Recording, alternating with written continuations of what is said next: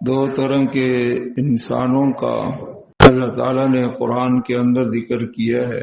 ایک وہ طبقہ ہے جو صرف دنیا چاہتا ہے اور آخرت سے اس کو کوئی سروکار نہیں ہے، اور ایک طبقہ وہ ہے کہ جو دنیا بھی چاہتا ہے اور آخرت بھی چاہتا ہے۔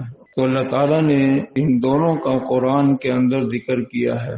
وَمِنْهُمْ مَنْ يَقُولُ رَبَّنَا آتِنَا فِي الدُّنْيَا حَسَنَةً وَمَا لَهُ فِي الْآخِرَةِ مِنْ خَلَاقٍ، کہ جو صرف دنیا سے غرض رکھتے ہیں اور دنیا کی زندگی سے ہی غرض رکھتے ہیں، جو کہتے ہیں کہ اے اللہ دنیا بھی ہماری بنا دے اور آخرت بھی بنا دے، آخرت بھی بنا دے، تو ان کے لیے دنیا بھی ہے اور ان کے لیے آخرت بھی ہے۔ تو انبیاء علیہم السلام کے ذریعے سے اور آسمانی علم کے ذریعے سے یہ بتایا گیا ہے کہ انسان کی دو زندگیاں ہیں، ایک دنیا کی زندگی ہے اور ایک آخرت کی زندگی ہے۔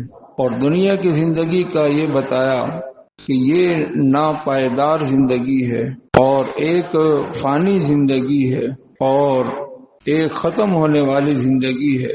الذی خلق الموت والحیات، کیونکہ یہاں پر موت جو ہے وہ ہر وقت سر پر کھڑی ہے اور کسی وقت بھی اس کا نزول ہو سکتا ہے، اور انسان کا یہ بنایا ہوا سیٹ اپ اور انسانوں کا یہ بنایا ہوا نظام اور روشن مستقبل یہ موت کے ساتھ ہی ختم ہو جاتا ہے۔ تو اس لیے قرآن میں اللہ تعالیٰ نے بار بار اس چیز کو بتایا ہے کہ یہ پائیدار زندگی نہیں ہے، جس زندگی کے اندر انسان کی جوانی کے ساتھ بڑھاپا کھڑا ہے اور صحت کے ساتھ بیماری کھڑی ہے اور زندگی کے ساتھ موت کھڑی ہے، تو وہ زندگی کیسے پائیدار ہو سکتی ہے؟ لہذا اس لیے اللہ تعالیٰ نے قرآن میں اس چیز کی ترغیب دی گئی ہے کہ دنیا کی ضرورتوں کا انتظام کرو، لیکن آخرت کو سامنے رکھ کر، اپنی موت کو سامنے رکھ کر اور آخرت کی زندگی کو سامنے رکھ کر۔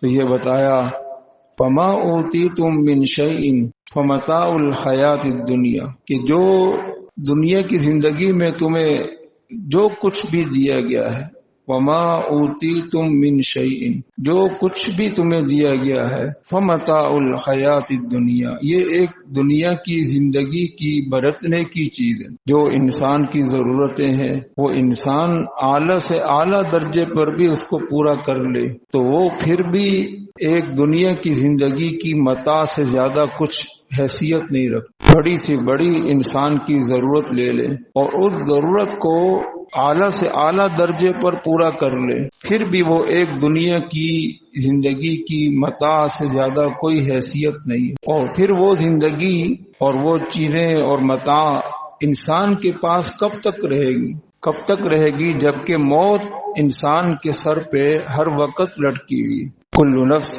ذائقۃ الموت وان اجل اللہ اذا جاء لا یؤخر، کہ جب وہ موت کا فیصلہ آتا ہے اور موت کی قضا آتی ہے تو وہ پھر مؤخر ایک سیکنڈ کے لیے مؤخر نہیں ہوتی۔ اور وہ جو ایک متاع انسان نے بنائی ہوئی ہے اور اس میں بڑے بڑے خواب انسان نے دیکھے ہوئے ہیں، وہ سب کے سب موت کے ساتھ ہی ختم ہو جاتے۔ جیسے ایک انسان ایک خواب دیکھ رہا ہے اور اس خواب کے اندر بڑے بڑے محلات دیکھ رہا ہے، باغات دیکھ رہا ہے اور دنیا کی ہر راحت کی چیز دیکھ رہا ہے، لیکن جو ہی موت آئے گی تو یہ دنیا کا خواب جو ہے یہ سب ملیا میٹ ہو جائے گا اور یہ انسان یہ ایک میت بن جائے گا اور دنیا کی ایک امانت بن جائے گا کہ جس کو فوراً جو ہے مٹی کے اندر سپرد کیا جائے گا۔ یہ ایک دنیا کی زندگی ہے جس کو قرآن نے اس حقیقت کو کھولا ہے۔ وَمَا أُوتِيتُم مِّن شَيْءٍ فَمَتَاعُ الْحَيَاةِ الدُّنْيَا، کہ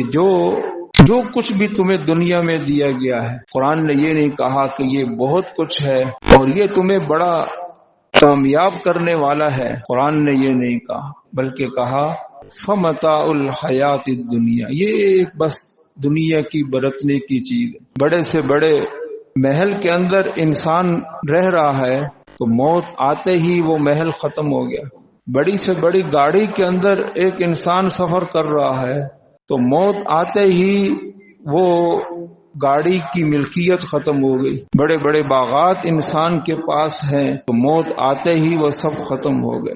تو یہ ایک خواب ہے دنیا کی زندگی کا جو ایک ناپائیدار ہے اور جس کا کوئی بھروسہ نہیں ہے. وما اوتیتم من شیء فمتاع الحیات الدنیا. قرآن کی ایک اور آیت کے اندر اللہ تعالیٰ نے فرمایا فلولا ان یکون الناس امۃ واحدہ کہ اگر جو ہے مجھے اس بات کا اندیشہ نہ ہوتا کہ ساری دنیا کے انسان جو ہیں وہ سب کے سب کفر پر آ جاتے تو میں کیا کرتا لجعلنا لمن یکفر بالرحمن لبیوتہم سقفا من فضہ ومعارج علیہا یظہرون ولبیوتہم ابوابا وسرورا علیہا یتکئون وزخرفا کہ میں ان کی گھروں کو اور ان کی مسحریوں کو ان کی چھتوں کو سونے اور چاندی کا بنا دیتا.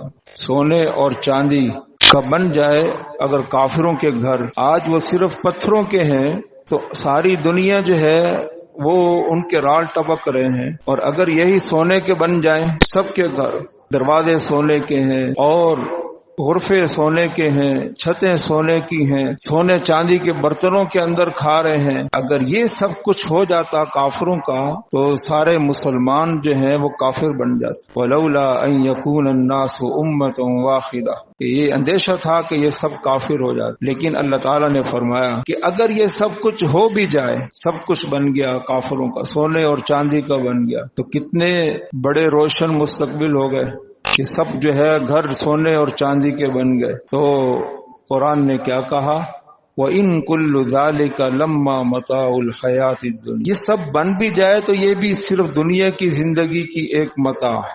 اس کو بھی قرآن نے متاع کہا ہے جو سونے اور چاندی کے گھر بن جائے. سونے اور چاندی کے گھر بھی بن گئے یہ بھی ایک متاع ہے برتنے کی چیز ہے. اگر ایک انسان نے سونے کی گاڑی بنائی ہوئی ہے تو اس کا استعمال جب ہی ہوگا جب وہ سفر کرے گا اور جب سفر کرنے کے بعد وہ سواری جو ہے وہ اس کے لیے اب بیکار ہے وہ بس کھڑی ہے اس کا کوئی فائدہ نہیں. ایک گلاس ہے اس گلاس کے اندر پانی ہے اس کی ضرورت جب ہے جب آپ کو پیاس لگی ہے آپ اس گلاس کا استعمال کریں گے اور جب وہ پیاس ختم ہو گئی اب وہ آپ کے لیے بے فائدہ ہے بس وہ ایک متاع تھی آپ نے استعمال کر لی. تو قرآن اس چیز کو سمجھا رہا ہے اور دل کی آنکھ انسان کی کھول رہا ہے. آج ساری دنیا کے انسانوں کی دلوں کی آنکھ اندھی ہو گئی. دلوں کی آنکھ جو ہے وہ اندھی ہو گئی اس لیے آج دنیا کو جو ہے آج مسلمان سب کچھ سمجھ بیٹھا دنیا کو سب کچھ سمجھ بیٹھے ہیں کیونکہ